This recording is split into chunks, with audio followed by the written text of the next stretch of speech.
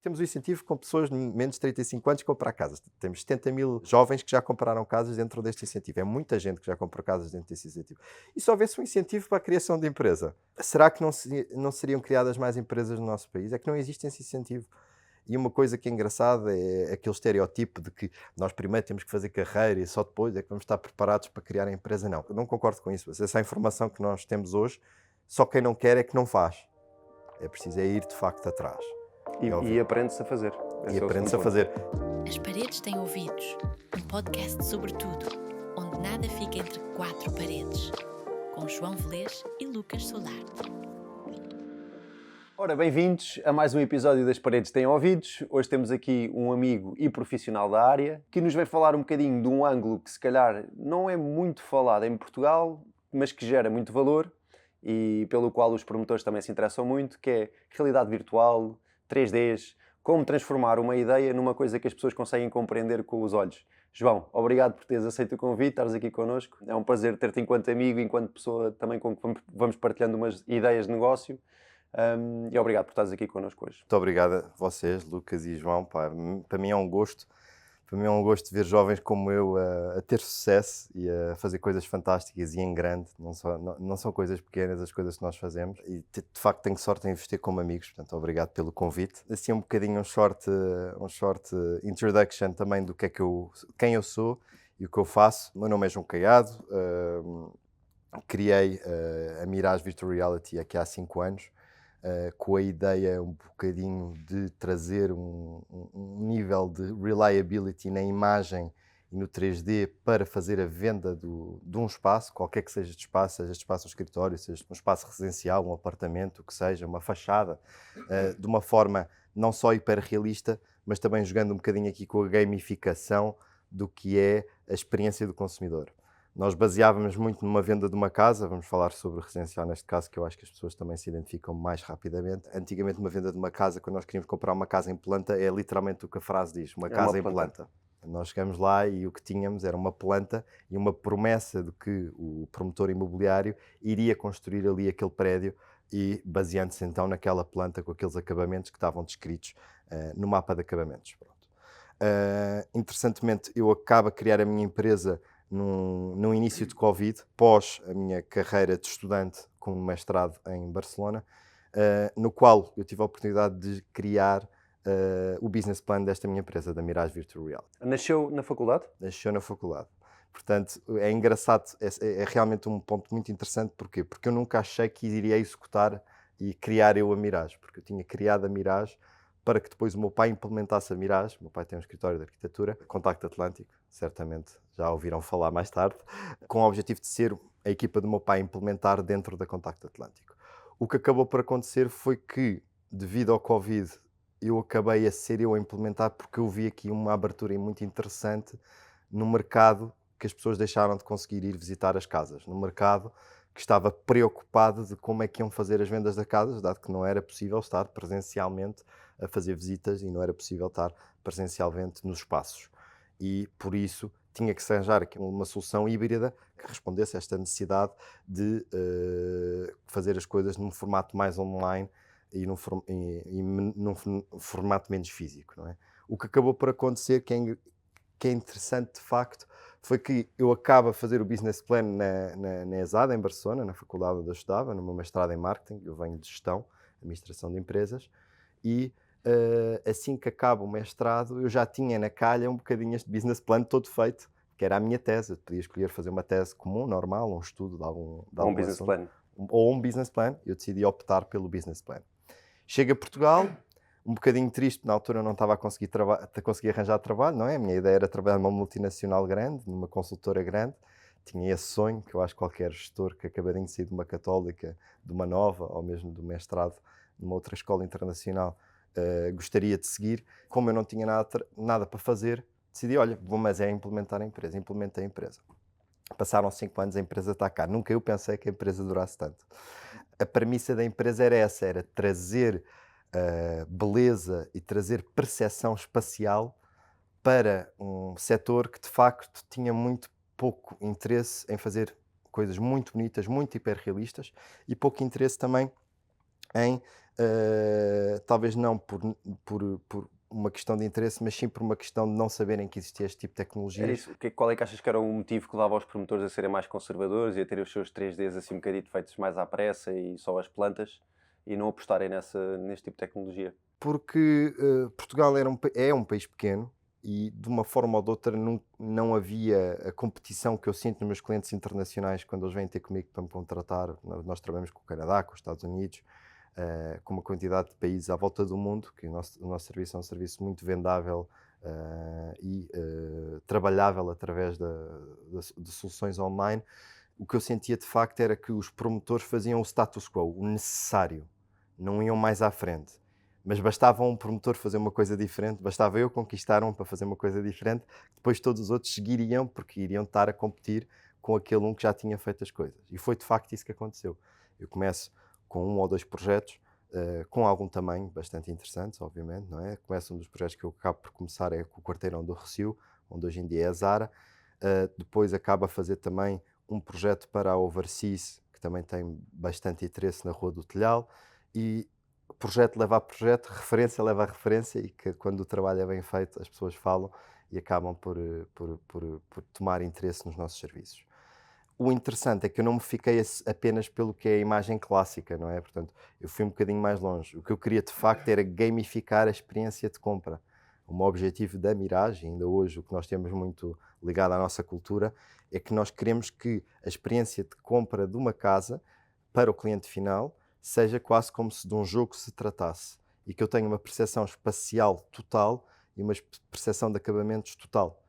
E não há nada melhor do que isto, nós conseguimos sentir um espaço. E só é possível sentir um espaço com algumas tecnologias que nós hoje em dia temos muito presentes, como realidade virtual, como a tecnologia de utilização do mesmo softwares que são utilizados para fazer jogos como o Fortnite e o GTA, e trazer essas tecnologias para dentro da venda da casa, portanto a possibilidade de explorar um espaço como se de um jogo se tratasse, que de uma forma ou de outra trazia essa felicidade. E o engraçado é que estas coisas funcionaram tão bem que quando os meus clientes faziam showrooms para vender os ativos, os primeiros que utilizaram soluções como a realidade virtual, acabaram a ter quase com um delta de interesse dos clientes em experimentar a solução realidade virtual, porque as pessoas, nunca ninguém tinha experienciado colocar uns óculos e de facto sentir que estavam dentro do espaço, de um espaço que eles podiam comprar, e as pessoas falavam. Então o que acabava por acontecer é que vinha a Maria vinha e experimentava, falava à tia, e a tia vinha e experimentava, e a certo ponto, em algumas situações, nós chegámos a ter que fazer uma lista de espera para que as pessoas não viessem todas ao mesmo tempo experimentar. E isto acabou por ser marcante para mim, porque eu cheguei a ver em alguns dos showrooms filas à porta para as pessoas experimentarem o apartamento que poderiam comprar. Isso acontecia onde? Em feiras internacionais? Mesmo nos nos showrooms, nos lugares onde seriam a venda do ativo, ou em outras situações nos próprios escritórios do promotor. Ou seja, tu desenvolvias a tecnologia que era quase como um mapa virtual. Exatamente. Entregavas uns óculos que a pessoa podia entrar nesse mapa virtual. Exatamente. E sentir zonas comuns, apartamentos. Zonas comuns, casa de banho, camas, o que Podia-se fosse. sentar e tudo. Aí tem essa questão que é, não é? Nós temos um espaço à nossa volta físico que limita também um bocadinho a experiência de dar para sentar e interagir com o espaço. Obviamente que sentar é mais complicado, eu conseguiria fazer isso, mas de uma forma ou de outra o que acabaria por acontecer era uma situação muito em que eu tinha que colocar uma caixa no sítio onde é o sofá, outra caixa no sítio onde é a cama, não é? Num espaço como se fosse um loft ou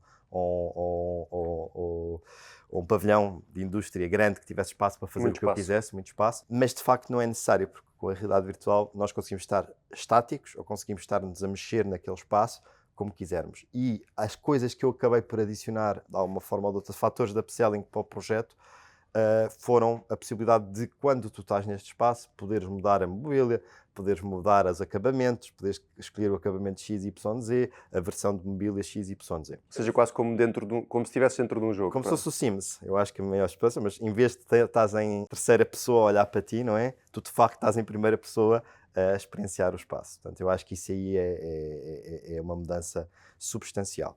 Obviamente que a maior parte destas soluções mais avançadas, como a realidade virtual, como a gamificação também mais no fator jogo, são soluções que Eu acabei a vender sempre mais, ainda hoje vendo mais para o estrangeiro, menos em Portugal. Para que mercados?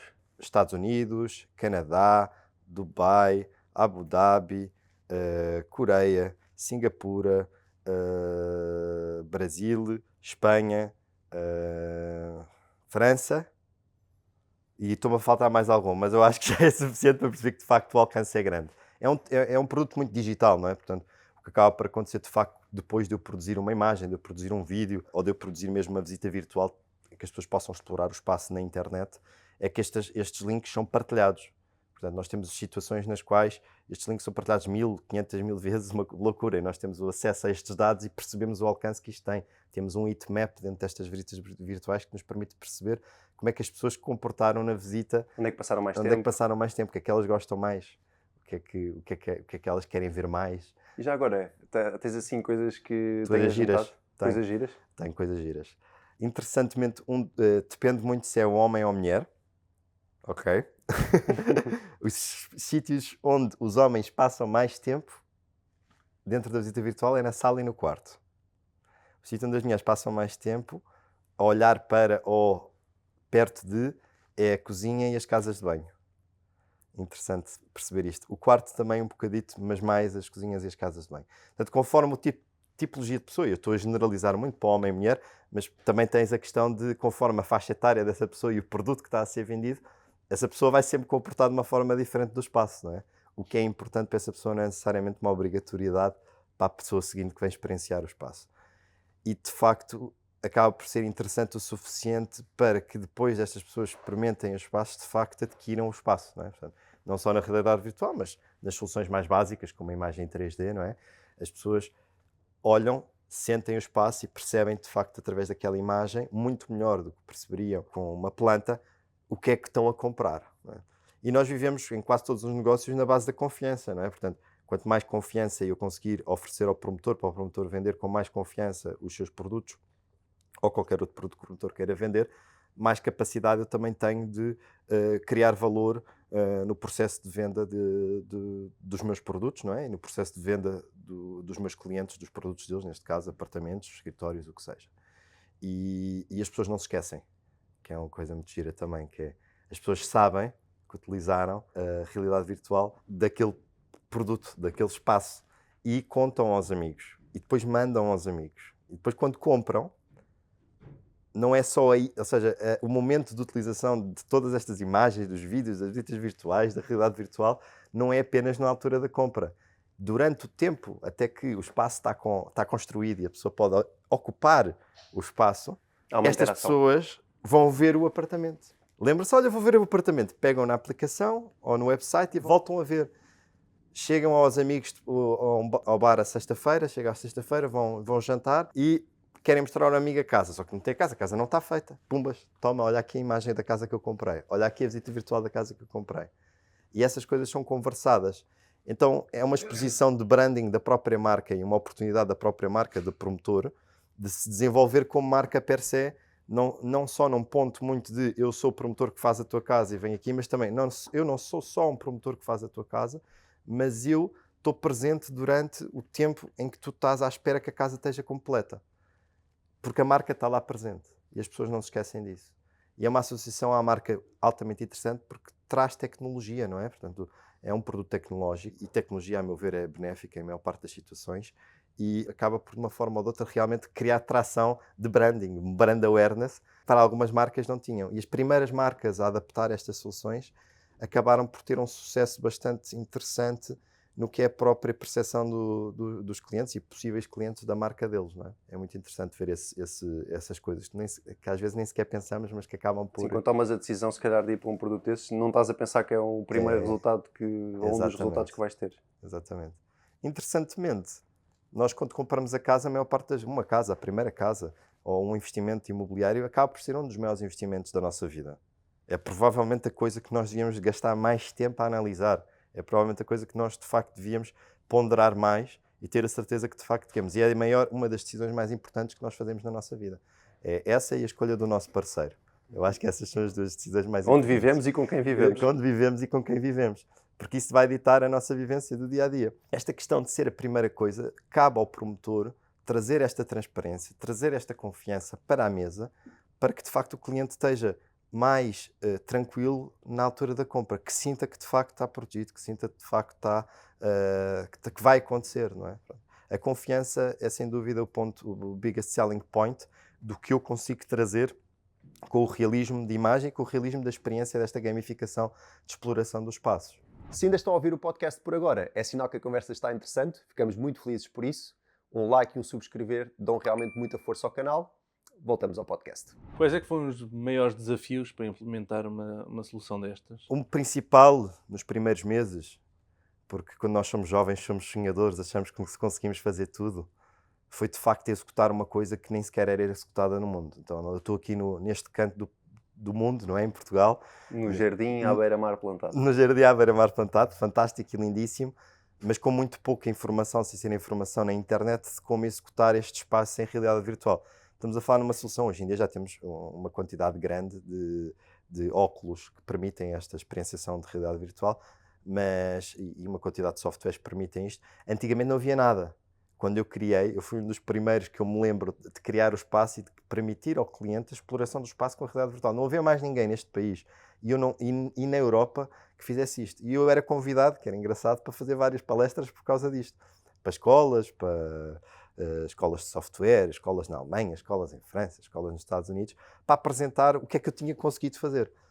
E o que foi difícil, de facto, foram aqueles primeiros 6 meses que eu tive de fazer um R&D louco, onde só perdia dinheiro, porque a verdade é essa, quando estamos em fase de Research and Development. Custos afundados. É só custos afundados, sem costs, na promessa de que eu ia, de facto, conseguir pôr uma casa dentro de uns óculos de realidade virtual. Muitas noites sem dormir, muito stress. Os meus colaboradores também, muito stress, muitas noites sem dormir. Tinha um colaborador que eu gostava muito, que era o Leandro, que foi quem conseguiu desbloquear esta coisa. Nós precisamos ter sempre técnicos fantásticos. Isto implica não só que a estética do espaço esteja muito bonita e muito agradável e que seja eficiente e de se explorar, mas ao mesmo tempo também implica que, de uma forma ou de outra, exista um código totalmente por detrás disto que permita com que a experiência seja ergonómica, porque a maior parte das experiências das pessoas até à data era com aqueles óculos que se punham o telefone à frente, sim, que as pessoas ficavam tontas e nunca mais ninguém queria pegar naquilo. E neste caso eu não posso estar a dar uns óculos a uma pessoa, para a pessoa pôr aquilo na cabeça e depois ficar tonta e não conseguir explorar o espaço. Não. Aquilo tem que ter os frames per second, que é o que permite nós não ficarmos enjoados, criados o suficiente para quando eu mexo a cabeça, em qualquer uma das cenas dentro desta realidade virtual, me permita visualizar o espaço na sua totalidade, não 360, nós não temos essa visão, mas no espaço 180 e qualquer coisinha. Exatamente. Qual é que tu achas que é o motivo para, por exemplo, em Portugal, eu acho que sei a resposta, mas eu quero ouvir da tua boca, para em Portugal nós ainda se calhar estarmos numa mais dos 3Ds e pronto, e se calhar pode haver um promotor ou outro um bocadinho mais audaz, e quando olhamos para os outros mercados para os quais tu vendes esta tecnologia mais já de gamificação, realidade virtual, será que é do lado do promotor? Será que é do lado do utilizador esta adoção ser mais lenta em Portugal? Eu acho que a adoção de qualquer tecnologia tende a ser mais lenta sempre cá. Nós não deixamos de estar na cauda da Europa, porque muitas informações demoram mais tempo. Com a internet houve um benefício brutal e realmente nós acabamos por conseguir estar mais a par da informação, mas a razão principal é de facto o mercado. O mercado é que dita a cadência de qualquer serviço. O que acontece no mercado português é que é um mercado que tem 700 promotores imobiliários com um tamanho relevante, de facto, não é? Não existem muitos mais que estes, e que estes 700 promotores imobiliários estão a competir entre eles, mas a verdade é que eles não competem entre eles como, por exemplo, competem em Miami ou no Brasil, onde estão a fazer uma rua em que tem 7 prédios diferentes, cada um de um promotor diferente, e cada prédio tem que ser diferenciador um do outro. E aqui não existe isso. Eu acho que nós não temos neste momento nenhuma rua que tenha 7 prédios construídos, cada prédio por um promotor diferente, e cada um esteja a competir por fornecer o melhor serviço. Para os mesmos clientes que estão a escolher entre as 7 torres. Qual das 7 torres é que quer ficar a casa ou não. Como aqui não existe oferta suficiente, que é um problema grave da nossa sociedade hoje em dia, portanto a falta de habitação deve-se de facto à oferta, que depois deve-se a outras questões. Esta falta de oferta faz com que os promotores também não tenham um incentivo brutal para gastar uma quantidade grande de dinheiro no marketing. Pronto. Então são poucos aqueles que de facto investem como eu acho que devia ser investido. On average, nos outros países, normalmente é gasto à volta de 1% em marketing. E aqui em Portugal tens noção? E aqui em Portugal é claramente muito menos que isso. Se calhar 0,5 a correr bem. A correr muito bem, porque de facto acaba por ser muito menos, não é? Eu tenho situações em que temos promotores que têm prédios com 100, 120 apartamentos e contratam 10 imagens, não é? Portanto, será que é porque também já está vendida à partida? Eu acho que sim, eu acho que é um bocado daquela história do mercado é tão líquido, de alguma forma o mercado de venda hoje em dia é tão líquido que permite de facto essa rapidez na venda sem um esforço muito grande de investimento, não é? Eu acho que essa é sem dúvida a razão, ou seja, sem um esforço muito grande de investimento em marketing, não é? Porque o investimento vai ter que existir, já houve na aquisição, vai haver agora na construção, mas no marketing às vezes não é a primeira coisa. Mas isto não é só na minha área, eu acho que o marketing em Portugal, e olhamos para o marketing que é praticado no Brasil, em que há uma competição brutal entre empresas, e o marketing que é praticado nos Estados Unidos, que é uma competição brutal entre empresas e fazem-se coisas magníficas e fantásticas, nada tem a ver com a realidade portuguesa, em que a maior parte dos setores que nós temos cá e que por acaso até produzimos alguma coisa, normalmente só são oligopólios ou são monopólios, não é? São controlados por uma só empresa. Então o incentivo, não há um incentivo assim muito grande para o gasto em soluções de marketing mais caras, como, por exemplo, no meu caso, a realidade virtual e as visitas virtuais, não é? Que são assim as duas soluções que têm um preço maior que as imagens 3D e o vídeo, não é? Em regra geral, num projeto, estamos a falar de projetos com quantos apartamentos? Já fiz desde casas com quartos grandes na Quinta da Marinha, até apartamentos na Alta de Lisboa, edifícios de apartamentos na Alta de Lisboa com 100, 200 apartamentos, vários edifícios todos juntos. Trabalhámos para a Solid, fizemos uma quantidade grande de projetos para eles também, uma quantidade enorme também de unidades de habitação. É engraçado perceber que quanto maior não quer dizer que exista mais, não necessariamente quer dizer que exista mais pedido de trabalho a mim, cá em Portugal. Lá fora, sim. Quanto maior o espaço, mais me pedem de trabalho. Uma das coisas interessantes de perceber é que, de facto, quando me pedem para fazer um projeto, muitas das vezes o cliente aqui em Portugal já sabe o que é que quer. Já sabe que é X imagens, que é um pacote fechado, que está definido no budget pelo chefe por trás, porque essa pessoa normalmente é o chefe de marketing, e ele não pode passar disso, não é? Em termos de unidades de apartamentos, obviamente que o pensamento mais normal seria quanto mais unidades, mais imagens fazemos, mas depende realmente desta questão da oferta e procura e da necessidade de o fazer, não é? E tenho situações em clientes que têm uma só casa e pedem-me 20 imagens, e situações em clientes que têm um prédio com 200 apartamentos e pedem-me 10, dependendo muito. E estes clientes, por exemplo, das casas, é um cliente da casa, vou dar um exemplo específico de uma casa unifamiliar na Quinta da Marinha, que me pediu 20 imagens, eu faço as 20 imagens felizes, é uma imagem de cada espaço, dos 20 espaços da casa que tem 630 metros quadrados, não é?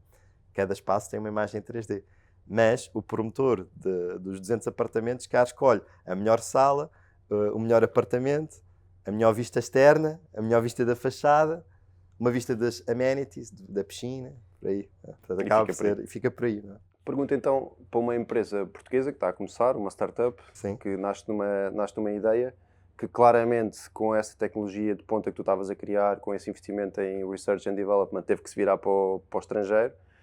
Qual é que foi a tua estratégia de posicionamento e de marketing para começares a ser uma daquelas empresas a quem estes promotores gigantes internacionais recorrem para pedir estes serviços? Como é que foi esse processo e como é que te posicionaste? O trabalho de Business Development, eu acho que eu venho de gestão e formado em marketing também especificamente, daí este meu interesse, desta ligação com a estética e os números e poder medir quantas pessoas é que entram no espaço e quantas pessoas vêm e este heatmap, o que é que as pessoas gostam mais, para depois fazer campanhas de remarketing em cima e dizer, se ele teve mais tempo na sala, então vou-lhe mostrar mais fotografias da sala para tentar convencer as pessoas. Desta forma, o que eu acabo por conseguir fazer aqui é um trabalho muito visual. Portanto, basta eu postar, que as pessoas abrem os olhos e ficam tipo, uau, incrível este sítio. E um dos truques principais é escolher muito bem os projetos com que nós trabalhamos. Porque há uma quantidade grande de projetos. E há projetos que eu trabalho e faço dinheiro, há outros projetos que são estratégicos para mim e eu só quero fazer para ganhar, de alguma forma ou de outra, posicionamento, não é? Portanto, são projetos que eu chamo de projetos estratégicos e os projetos de alimentação. Os de alimentação fazem com que a minha empresa seja viável e os projetos e lucre, não é? E os projetos estratégicos são aqueles projetos que me trazem marketing. Obviamente que entre isto há uma presença em feiras, uma presença em uma quantidade de eventos que também me traz, de uma forma ou de outra, alguns conhecimentos para poder conhecer pessoas importantes na nossa área e falar com essas pessoas. Portanto, acaba por ser um mix entre um marketing muito digital, não é? Muito mostrar o que eu tenho andado a fazer, e um business development físico de conhecer as pessoas que estão no mercado, não é? Obviamente com campanhas de marketing dentro de Google Ads, Instagram Ads, por aí fora, não é? Há uma coisa que eu reparo que acontece em Portugal, e acho que também foi um bocadinho, tu até quando concepcionaste a ideia e pensaste, inicialmente até era quase uma forma de agregar valor a uma empresa que já existia, a empresa que o teu pai fundou, um dos gabinetes de arquitetura referência em Portugal. Pergunto se o que é que tu ganhas com a verticalização e teres em casa a capacidade de não só fazer o projeto de engenharia, arquitetura e tudo mais e construir uma coisa bonita, mas depois ainda ajudares também no marketing e conseguires passar para o outro lado, para o lado em que ajudas o projeto a vender-se e realmente a ganhar a confiança não só dos promotores como depois dos futuros compradores dos imóveis. Se foi uma coisa intencional e pensada a priori, e também que benefícios é que existe nesta verticalização? É sem dúvida uma excelente pergunta, porque quando eu começo a Mirage e a idealizar o que é a Mirage, a empresa 3D, eu idealizei a Mirage para o meu pai poder pegar no business plan e implementar o business plan sem a minha existência, não é? Essa era a minha ideia, depois que de facto acabei por ser eu a implementá-la. A Mirage, na sua concepção, não foi feita para servir outros clientes fora do que era o espectro da Contacto Atlântico. A Mirage foi idealizada para servir só e só apenas a Contacto Atlântico. Só que com o tempo, o que acabou por acontecer foi que acabou por acontecer um mix. Então, a Mirage serve projetos externos, sejam eles nacionais ou internacionais, e também gera os projetos da Contacto Atlântico. O que é que acontece? Há uma aprendizagem brutal do lado da equipa da Mirage em questões de aprendizagem de execução de projeto. Como é que os projetos, nós, como devem imaginar, recebemos todo o tipo de projetos e mais algum, desde o feito no maior dos pormenores até o feito no menor dos pormenores, coisas lindas e coisas também não tão lindas. Nós tentamos fazer mais bonitas possível. De uma forma ou de outra, toda essa aprendizagem nós conseguimos transladar para dentro da atividade da Contacto Atlântico. Portanto, o que acaba por acontecer de facto é que um cliente da Contacto Atlântico tem um acompanhamento muito mais interessante. Porquê? Porque logo desde o início consegue, no início da concepção do projeto, no dia 1 da primeira reunião, depois de nos terem adjudicado o serviço dentro da Contacto Atlântico, acaba por conseguir ver logo que tipo de estética que ele quer. Porque nós lhe conseguimos apresentar um espaço, num curto espaço de tempo muito reduzido, muito rapidamente, com as características adequadas ao terreno, ao apartamento, ou à moradia que ele de facto comprou. E isto, sem querer de alguma forma, depois também me trouxe à segunda parte do assunto, que é, aqui há 3 anos, eu comecei com a Mirage, só Mirage. Obviamente que a Mirage servia a Contacto Atlântico numa ótica de sinérgica, em que a Mirage beneficiava da aprendizagem que tinha com os arquitetos e os arquitetos da Contacto Atlântico beneficiavam da aprendizagem que advinha da Mirage, não é? E com isto, de uma forma ou de outra, a marca Contacto Atlântico e a marca Mirage elevaram-se uma à outra. Quando isto começa a acontecer, nós começamos a ter uma presença de marketing muito forte. Toda a gente hoje em dia sabe quem de facto nós somos, também porque soubemos mostrá-lo. Porque uma coisa é fazer, outra coisa é saber mostrar. E nós soubemos fazer e soubemos mostrar. E este saber mostrar trouxe um sucesso interessante que depois levou-me, a mim, João Caiado, filho do arquiteto André Caiado, a gerir a Contacto Atlântico como um todo. Portanto, à data de hoje, o que acaba por acontecer é que eu giro a estratégia, a parte financeira, a parte estratégica e a parte de marketing do mundo Contacto Atlântico e Mirage, que acabam quase como serem uma empresa de sinergia, mas que a Mirage é quase como se fosse uma subsidiária da Contacto. Qual é que é a grande diferença que tu vês entre uma startup que tu criaste e pegar na gestão de um gabinete que já tem 30 anos? Há uma diferença enorme, porque a startup que eu criei, a Mirage, tem um custo de capital inicial diferente, o número de colaboradores necessários para executar o trabalho que eu executo também é muito menor, mas no caso da Contacto Atlântico nós temos uma necessidade grande de ter excelentes arquitetos.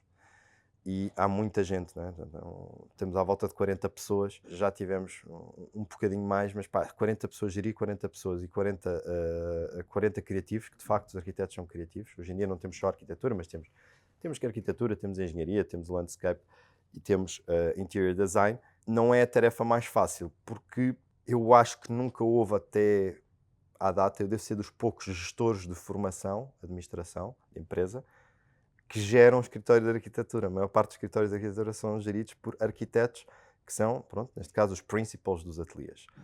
E óbvio que é fantástico, é de louvar, e o meu pai, antes de eu chegar, já tinha uma empresa incrível, não é? Com projetos super conhecidos, só que adiciona esta questão e esta visão da administração e financeira, esta visão financeira, adiciona uma longevidade à empresa que se calhar nunca tinha sido pensada antes, não é? Portanto, como é que nós nos posicionamos em termos de marketing?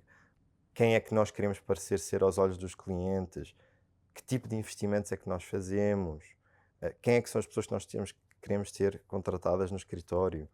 Acaba tudo isto por ser completamente diferente do que eu faço na Mirage, que é uma operação muito mais leve, não é? A Contacto Atlântico é uma operação muito mais forte. Eu, quando faço uma imagem, eu estou a basear-me no que um arquiteto criou, não é? Eu não estou a inventar a roda, estou a fazer o melhor que eu conseguir com a ideia do arquiteto.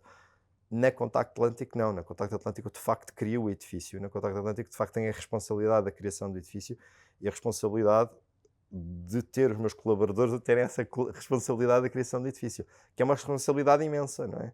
Nós estamos a fazer coisas que vão ficar para cá, eu vou morrer e lá ficarão os edifícios. Todos aqui nesta sala iremos não estar cá e o edifício vai ficar lá para os meus filhos, idealmente para os meus netos e talvez para os meus bisnetos.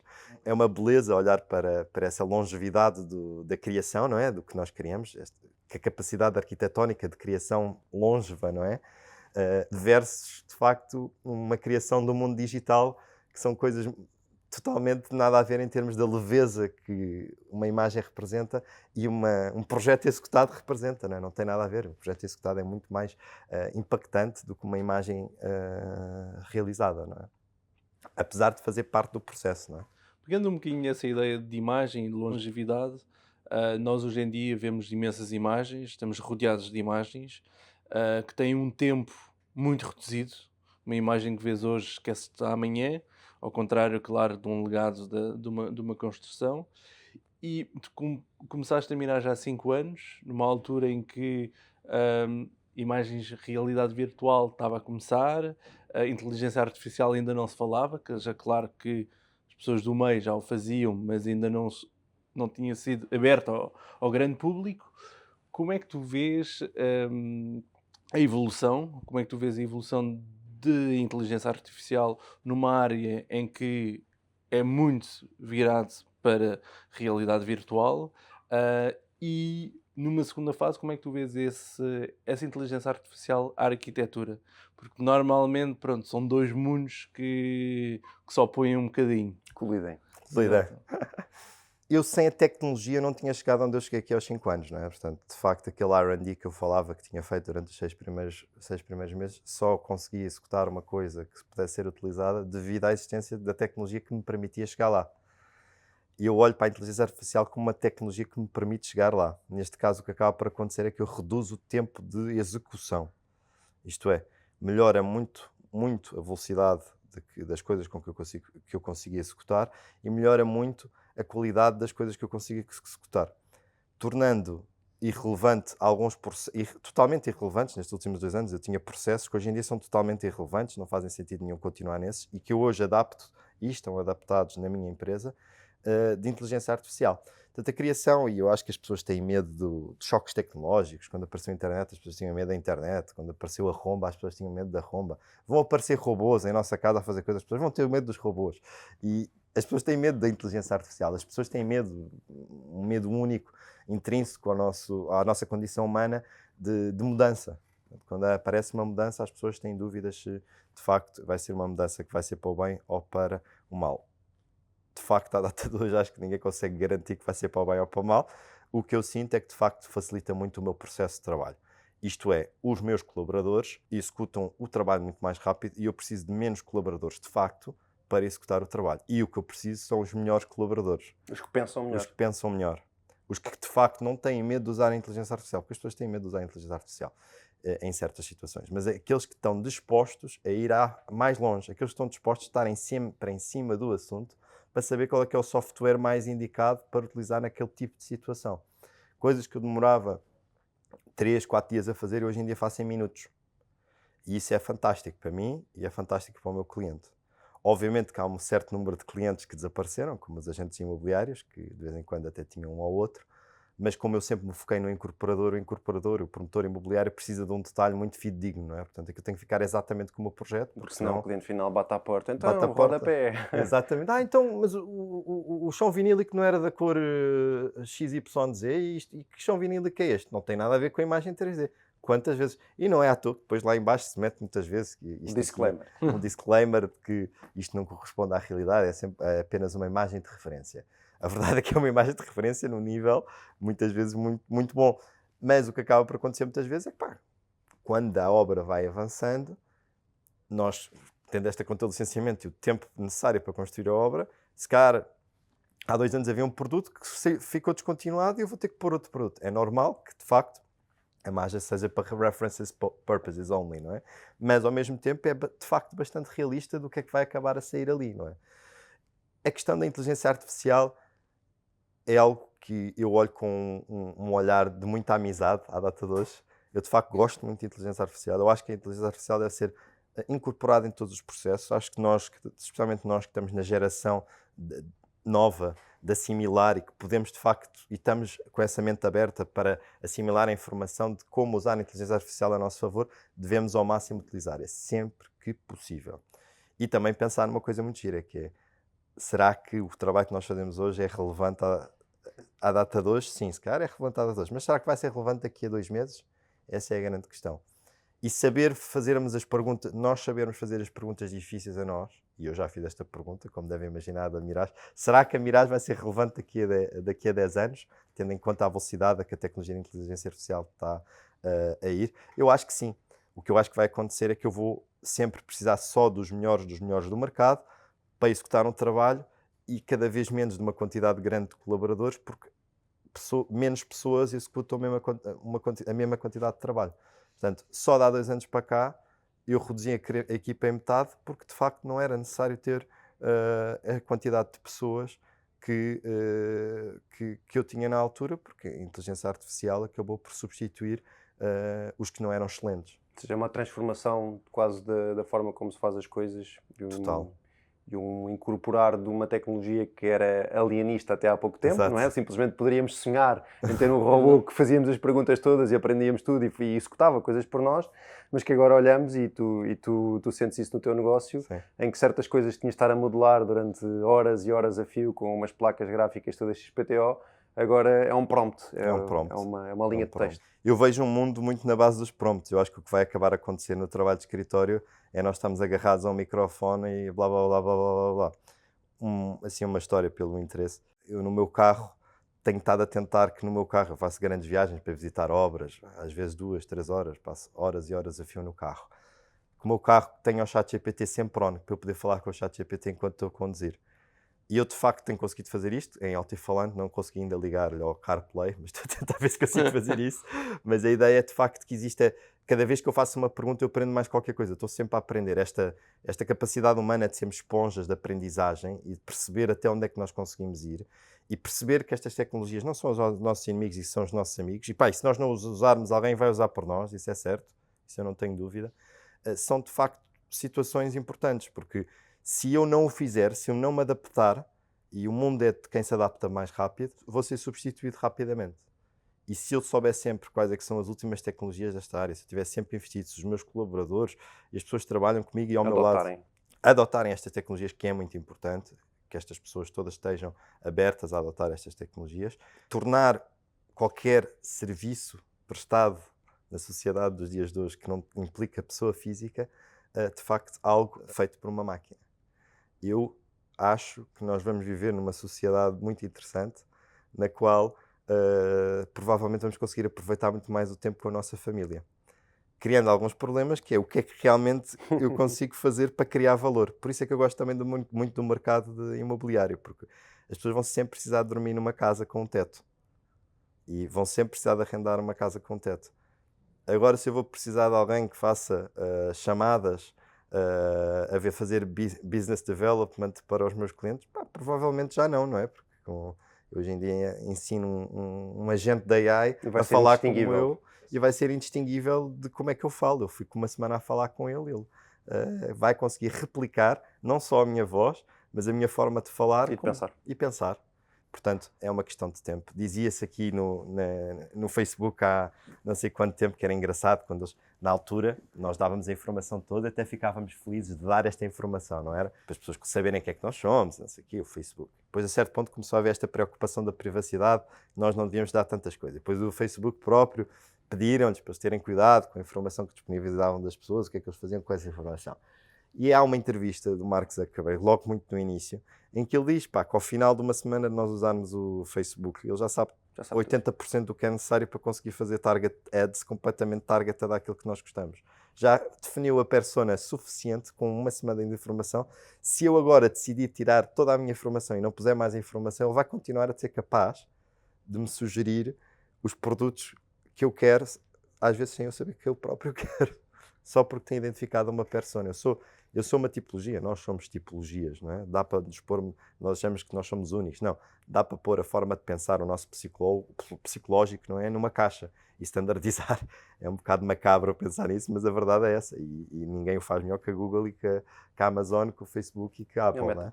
E a Meta. No seguimento da tua pergunta, só para fazer um follow-up, achas que os arquitetos vão lidar bem com isto? Pronto. Então, é engraçado porque, como eu tenho os tais 40 arquitetos lá do outro lado, não é? Da Contacto Atlântico, obviamente que isto é uma conversa que nós temos tido muitas vezes, que é, ok, a criação, o que é a criação? A criação é uma ideia que normalmente surge dentro de nós e que nós aplicamos, não é?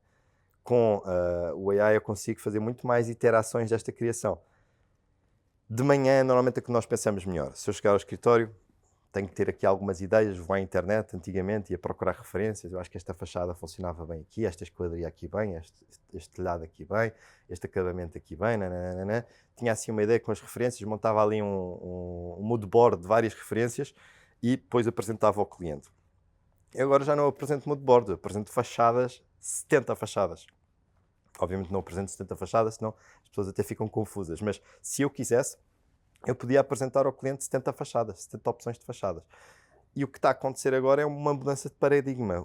O arquiteto que antigamente necessitava totalmente do artista 3D, na fase de concepção, hoje em dia já não precisa do artista 3D na fase de concepção, porque o arquiteto tem as ferramentas todas para se tornar no artista 3D. Ainda vou mais longe. Eu acho que os artistas 3D, o nome de artista 3D devia desaparecer. Eu acho que o nome certo para se chamar este tipo de colaboradores é artistas da AI, AI Artist. Eu acho que é esse o caminho que estamos a ir. Será, sem dúvida, um trabalho de execução de prompts. E a arquitetura também será, sem dúvida, um trabalho de execução de prompts. A questão é que a arquitetura tem uma valência diferente, é que a arquitetura tem uma parte legal. Então vai sempre precisar alguém para falar com o município. Vai sempre preciso alguém para falar com o património.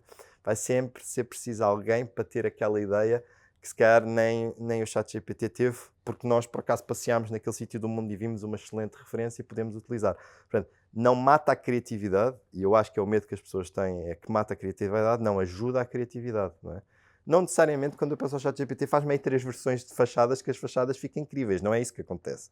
Eu tenho que de facto de alimentar o ChatGPT, outra coisa qualquer, Gemini, o que for, com informação para ele me criar esse tipo de imagens. Portanto, esse tipo de imagem, esse tipo de vídeo, esse tipo de 3D, o vídeo, referências, tudo.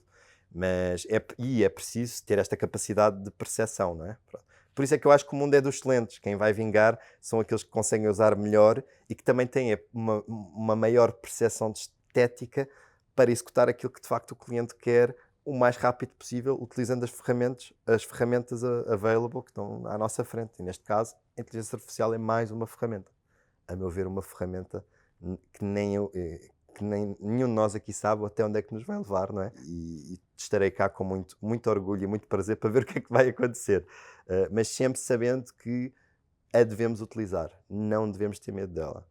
E esse é o meu maior medo, porque nós portugueses, como um povo conservador, temos medo da mudança, mais que alguns povos da Europa e a nível mundial. E isso o medo da mudança vai afetar-nos como capacidade, como português, como nação, de criação de valor e criação de capital. Essa é uma das minhas opiniões. Há 5 anos passaste da faculdade, estavas em Barcelona, não Sim, estavas? sim. Para a criação de uma empresa. Na altura tinhas que idade? 27. 27. O que é ser jovem empreendedor em Portugal? Qual é que é a realidade Pá, e os desafios? era o único. Da minha idade eu não conhecia mais ninguém. E eu acho também uma das grandes coisas que eu comecei a ver o sucesso do João também na internet e me fez levar a falar com o João na altura, foi essa, porque éramos tão poucos aqueles que não tinham cabelos brancos, agora já tenho. Eu também. Nós também. Mais que não. branco, mais do que aqui. Mas eram tão poucos aqueles que não tinham cabelos brancos que havia uma identidade e uma entreajuda engraçada. Mas eu não vou dizer que é fácil, porque a maior parte das vezes as primeiras interações que eu tinha com os clientes, eles diziam, olha, de facto, o que eu sentia quando eles olhavam para mim, olha este puto com a mania que sabe. E as grandes questões que lhes passavam na cabeça, será que eu posso confiar neste puto com 27 anos? Será que ele tem a capacidade de execução? Não é? E eu sentia isso na cara das pessoas. E eu muitas vezes, especialmente no início, perdi grandes negócios devido à minha juventude. Devido a ser jovem, ter uma cara jovem. E eu tenho barba, não é porque eu gosto da barba, é porque se eu tirar a barba ainda mais jovem pareço. Essa é uma das razões principais. Mas é engraçado, pá, o mercado real estate, de facto, é um mercado maioritariamente mais sénior do que jovem, não é? Agora já começamos a ter mais jovens e é interessante ver essa evolução de empresas portuguesas que começam a ter mais jovens neste mercado de real estate. Mas sem dúvida que é um dos mercados mais interessantes do nosso país. É um dos motores principais da criação de valor do nosso país tem sido o real estate e o turismo. Eu acho que são, sem dúvida, provavelmente os dois setores com mais crescimento. Que estão de mãos dadas. Um influencia o outro e outro influencia o outro. Aliás, de facto, quase que podíamos chegar ao ponto de dizer que são um só. Porque é graças ao real estate que o turismo acontece, não é?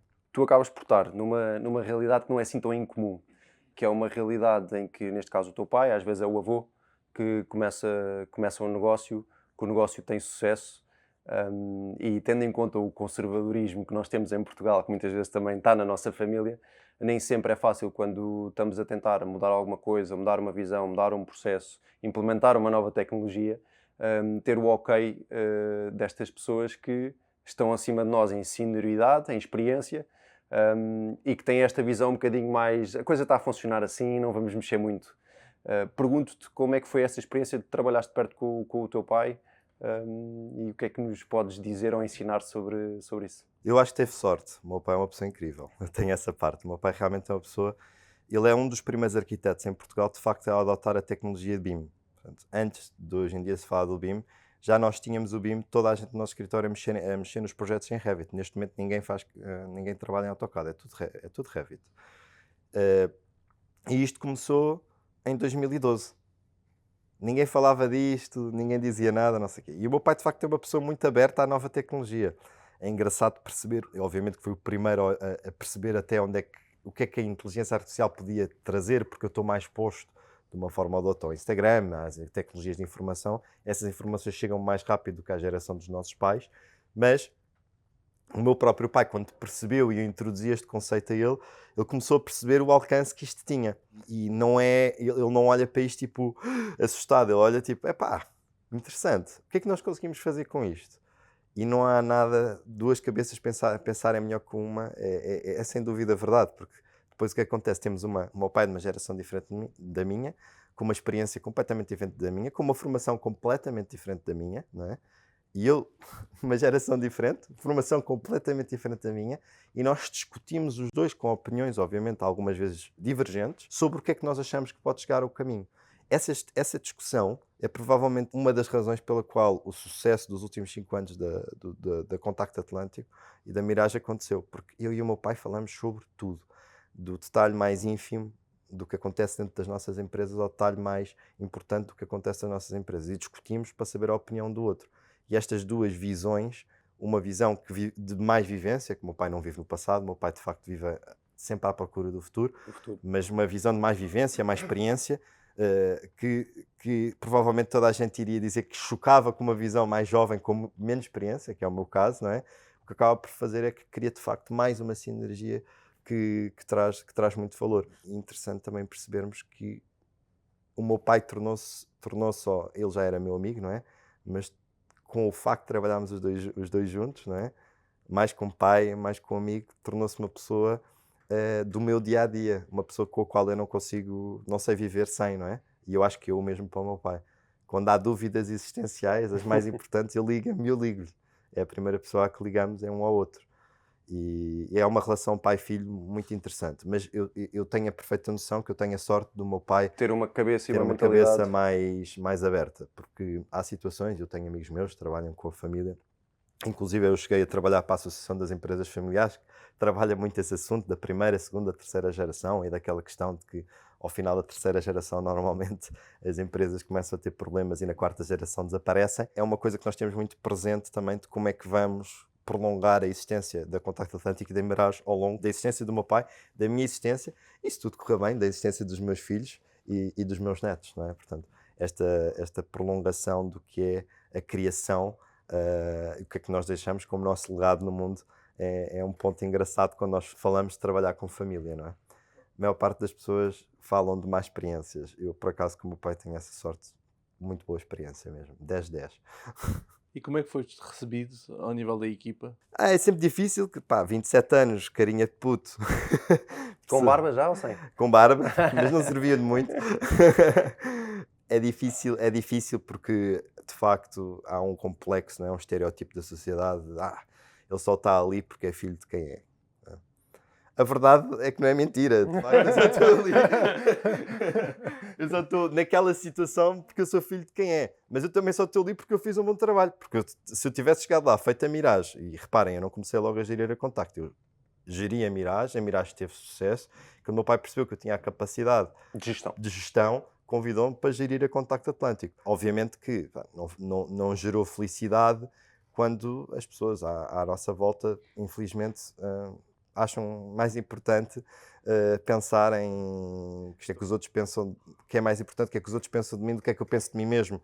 E quando tu vês uma pessoa mais jovem, eu tinha 27 anos, jovem, eu não conheço mais ninguém, não conheço nenhum amigo meu que tivesse tido acesso a uma posição como eu tive tão cedo, porque de facto tinha essa confiança do lado do meu pai, porque de facto executava o trabalho e queria fazer as coisas acontecer, mas ao mesmo tempo queria fricção por uma pessoa que está aí a teu colaborador há 10 anos, depois no meio do nada tem um puto de 27 a dizer o que é que esse puto acha que tu deves ou não fazer, não é? E eu sou um bocado pragmático, para além disso, não é só o facto de ter 27 anos, eu também nunca tive muito tento na língua. Sempre de facto disse aquilo que eu pensava, e se eu não quisesse que as pessoas o executassem da forma como eu quis, mais numa ideia de desafiar essas pessoas a pensar de uma forma diferente.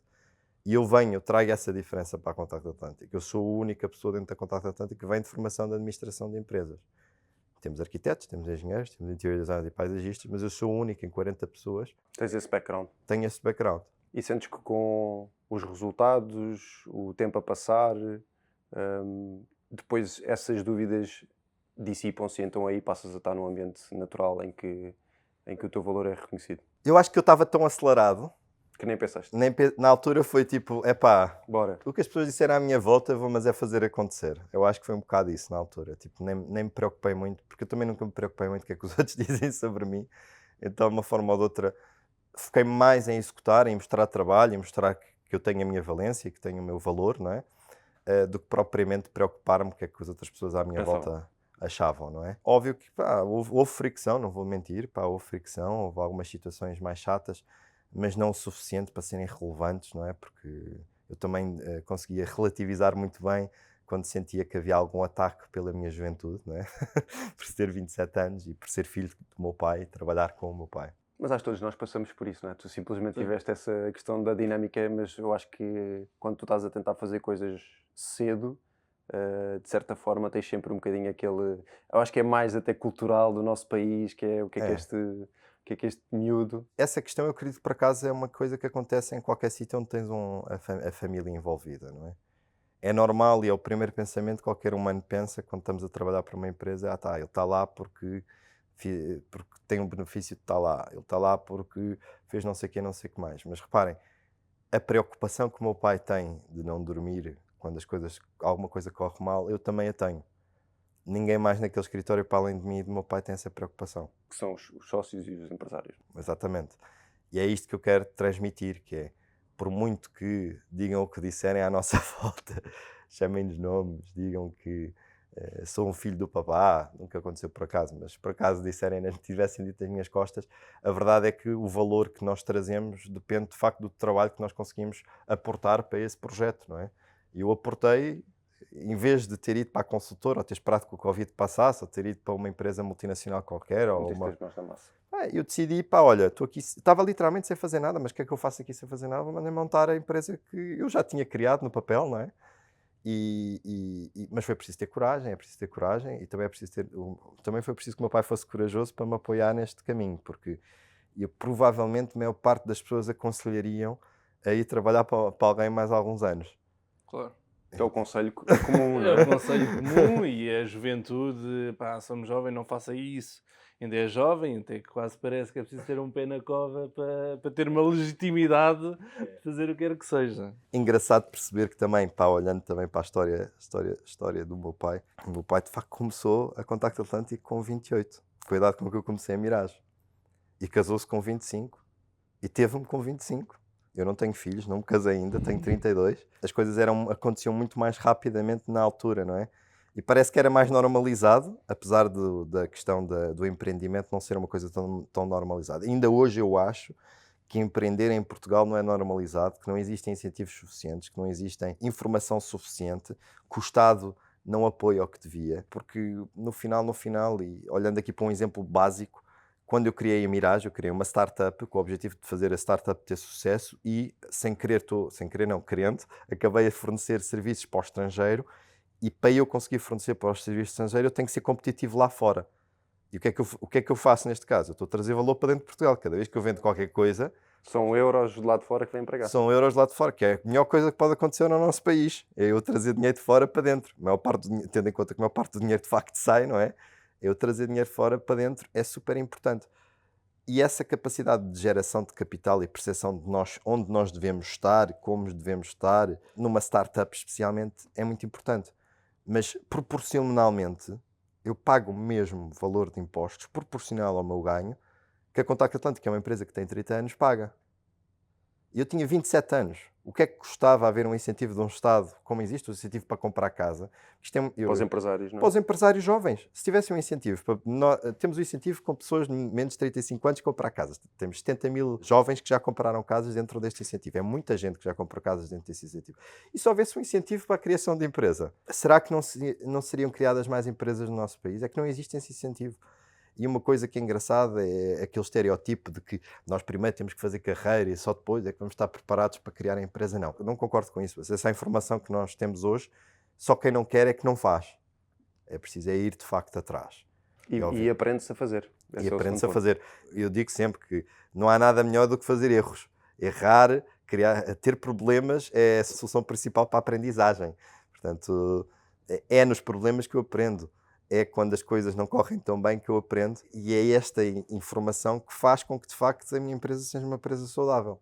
Dizemos muito que, e pegando na tua ideia de, o caminho normal é ir para uma multinacional e depois é que vais virar empreendedor. Não, isso é o pior caminho, porque chega um momento em que tu vês os riscos todos de ser empreendedor e, ao ver passar isso tudo, tu não vais empreender. E é preciso uma certa loucura para empreender. Entrar numa multinacional faz com que tu vês essa loucura, esse risco que os empreendedores vão assumir. É verdade. E já tens mais coisas para perder, não é? Exatamente, e tens mais coisas para perder. E voltando ao que estavas a falar relativamente à juventude em Portugal, é divertido como... Divertido não, mas eu acho que é uma realidade, ao menos é a realidade que eu vejo, mas que nós não temos figuras de empreendedores portugueses. As figuras que nós temos de grandes empreendedores portugueses já vão na segunda ou na terceira geração. Exato. Empreendedores jovens, não temos referências. Claro que existem, mas ou não há exposição que seja social pelas redes sociais ou outro, ou não há exposição, mas também nunca é divulgado. Eu não tenho referências em Portugal de 3, 4 grandes empreendedores que conseguiram fazer coisas. E eu acho que isso é uma figura que hoje em dia também falta muito. Falta. Eu acho que os mídias também pecam um bocado nisso, porque focam-se muito no que já foi criado, no que já existe. E no que está mal. e no que está mal. Portanto, eu acho que se houvesse assim um foco também nas coisas boas que de facto acontecem, um rapaz que faz uma empresa aqui, outro que faz uma empresa ali, e houvesse esta exaltação do sucesso dos outros, que isto é uma questão também inata à condição portuguesa, que parece que às vezes que o sucesso dos outros é pior. Mas não, a melhor coisa que me pode acontecer é que o meu vizinho, o meu melhor amigo, fiquem milionários, porque eu vou beneficiar de poder usar a piscina e o barco deles. Portanto, é esta história de olhar para as pessoas à nossa volta que têm talvez mais capital e mais possibilidades que eu, com olhos de inveja e com olhos de rancor, é a pior coisa que pode acontecer como humano. Nós devemos olhar para as pessoas que de facto têm sucesso e dar-lhes os parabéns e dizer-lhes, pá, incrível. E aprender com eles. E aprender com eles. E quem sabe, talvez com essa situação também nos venhamos a conseguir beneficiar a nós mesmos, não é? Como humanos, acima de tudo, a evolução da condição humana, e depois como gestores e empreendedores, não é? A questão do empreendimento na juventude, na idade com que eu criei a minha empresa, foi a única pessoa que de facto acreditava em mim era o meu pai. Mais ninguém me disse vai, mais ninguém disse vai com tudo. O meu pai nunca duvidou. Eu disse vai, eu ajudo, bora, não sei o quê, bora. Estava lá todos os dias comigo, ao meu lado, não necessariamente isso está, mas ao meu lado. E quando eu tinha dúvidas ajudava-me, perguntava-me, não sei o quê. E às vezes estas coisas acontecem também, tem outra questão. O meu pai é empreendedor, de facto, ele é um arquiteto, tem um ateliê de arquitetura, mas ele é um empreendedor. Neste caso fez uma startup de arquitetura e depois transformou-se numa grande empresa de arquitetura. Mas começou como startup numa garagem. E eu comecei dentro da garagem. A Mirage esteve na garagem do meu pai também, que é uma coisa engraçada. E essa questão do push, não é? Do acreditar, às vezes vai, vamos tentar e tu consegues e depois, tipo, de facto, no final, olhas para trás e olho para os 5 anos, passaram a correr e foram 5 anos de felicidade, de desenvolvimento, que eu depois olho para as pessoas que são os meus amigos, que trabalham por conta do trem, que não têm a mesma liberdade que eu tenho, para se eu quiser ir almoçar com a minha namorada à meio do dia, ir, ou jantar com a minha namorada, ir, ou tirar as férias quando me apetece, ir. Vejo que as vidas às vezes se tornam mais complexas do que de facto deviam ser, muitas vezes para os portugueses, porque os portugueses não conseguem sonhar, mas não conseguem executar. E nós éramos o país dos sonhos executados. Hoje em dia, quem é que sonha e executa? São muito poucos. Quem é que constrói um barco de madeira Exatamente. com uma vela com tecido roto e arranca à procura do novo mundo, não é? Não é? Essa relação com o mar é tão engraçado pensarmos nisso, não é? Porque a relação com o mar, nós temos uma relação e uma identidade altamente ligada com o mar. Depois, marinas, pouquíssimas. Barcos de Viramos pesca, costa. zero. Barcos de pesca, zero. Exploração do que é o mar e que vemos que Espanha explora e faz dinheiro com Explora aquilo. na nossa costa? Ainda exploram as nossas coisinhas, não é? E nós olhar, ver o clássico, ver os navios é de facto ver os navios a passar, é o que está a acontecer, vemos os navios dos outros a passarem na nossa costa, e nós que tínhamos uma relação com o mar, nós que tínhamos tudo para fazer vela, para viver a água, para viver o mar, de facto temos medo de pôr o pé na água. Claro. Temos Sabes medo. porquê? Não é? Por causa dos preços das marinas? Mas se houvesse mais era mais barato. Exatamente. Tem que se fazer mais marinas. Temos que pedir Temos à que APA, construir- a APA para nos deixar fazer mais marinas. Eu porque- acho que é isso, é construir mais riqueza Exato. para permitir que os portugueses vivam melhor, e eu acho que muito disso está ligado com a construção de empresas, porque quem gera riqueza são as empresas. São os empresários e os trabalhadores que trabalham nessas empresas, e portanto quanto mais tivermos mais riqueza, mais barcos, quanto mais barcos mais exploramos o mar. Exato. E toda a gente beneficia. Sem dúvida. João, a conversa foi top. Esperemos, fica o convite, vamos te convidar para vires a um jantar da nossa comunidade de investidores no dia 27. Entretanto, isto vai sair alguns, não sabemos bem quando. Lá estarei. Queremos ter-te por perto, queremos estar por perto também de ti, da Contacto, da Mirage. Acho que temos que nos ir ajudando todos uns aos outros, e nós já o fazemos muito os dois e com o Lucas também. Portanto, acho que esse é o caminho, é encontrarmos pessoas que pensam assim e bola para a frente. Exatamente. Empreender e avançar. É isso mesmo. Pá, cá estaremos para levar o mundo à nossa frente. Exato. Alguém o tem que fazer, não é? Ora, sejamos nós. Muito obrigado pelo convite aos dois, a sério. Está bem? E pronto, espero que gostem também deste podcast incrível. Eu tenho gostado muito dos outros. Boa.